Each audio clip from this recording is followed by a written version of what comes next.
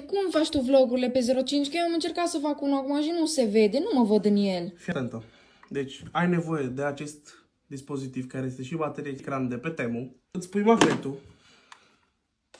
Bam. L-ai conectat la telefon. Îl găsiți pe Temu și puteți câștiga 20 de euro. Dacă cumpărați ceva de 20 de euro de pe Temu, cu codul acesta de pe ecran puteți câștiga încă 20 de euro și îi folosiți pe Temu. Iar acesta este ecranul pe care îl aprinzi foarte simplu. Deci, uite-te, acum te vezi tu. Wow! Da. Deci, acum când filmez, Te vezi. da, se vede aici. Și așa poți filma toate vlogurile. Uite aici. Ia. Ai văzut?